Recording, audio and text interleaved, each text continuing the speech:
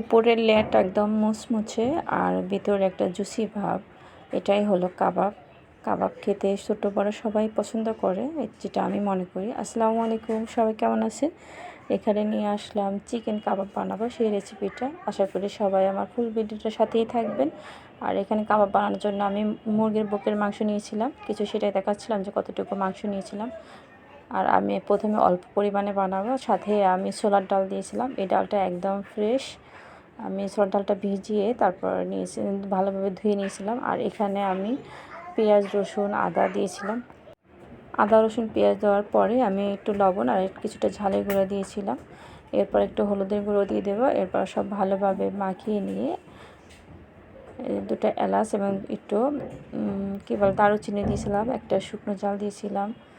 এগুলো সব ভালোভাবে মাখিয়ে নিয়ে তারপর আমি চুলায় বসিয়ে দেব।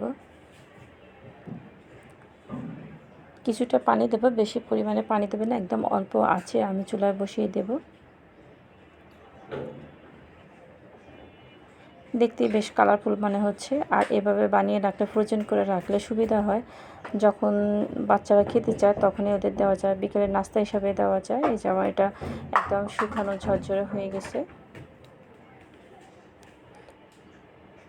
এরপর আমি মশলাগুলো তুলে নেব। শুধু যে মশলাগুলো দারুচিনি এলাচ দিয়েছিলাম সেগুলো তুলে আমি ব্লেন্ড করি নাই, আমি শিলপাটা বেটে নিয়েছি। বাটা হওয়ার পরে আমি এটা আবার ধনেপাতা কুচি ভালোভাবে দিয়ে মেখে নেব। ধনেপাতা কুচি দিয়েছিলাম।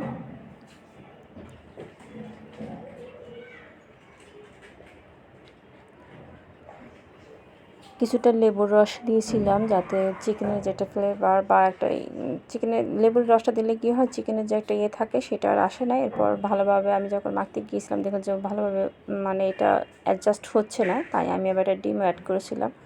ডিম অ্যাড করে দেখলাম যে তারপরে সুন্দর হচ্ছে। ভয়েস দিতে দেখলাম এরপরে মাইক বাজানো শুরু হয়ে গেছে, তাই আবার ভয়েস দিতে হচ্ছে।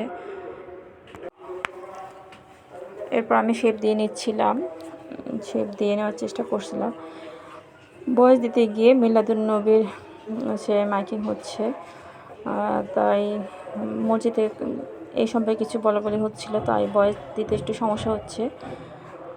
এরপর দেখছিলাম যে শেপ হচ্ছিল না, পরে আমি অবশ্য ডিম একটা দিয়ে তারপরে আমি শেপ দেওয়ার চেষ্টা করছিলাম। এরপর সুন্দর হয়েছে, সবগুলো খুব সুন্দরভাবে বানিয়ে নিয়েছিলাম।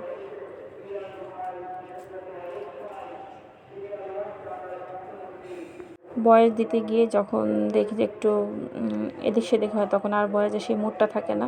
এই যে আমি সবগুলো বানিয়ে নিয়েছিলাম। এরপর ফ্রোজেন করে রাখবো। ফ্রোজেন করে রাখার পর তখন ভাজা যায়। সবাই আমার যারা ভিডিওটা দেখছেন অবশ্যই আমার ফেসবুক থেকে দেখলে লাইক কমেন্ট করে পাশে থাকবেন। আর যারা আমার ইউটিউব চ্যানেল থেকে ভিডিওটা দেখছেন অবশ্যই সাবস্ক্রাইব করে পাশে থাকবেন। আর সবাইকে অসংখ্য ধন্যবাদ আমার ফুল ভিডিওটা দেখার জন্য। আল্লাহ হাফেজ।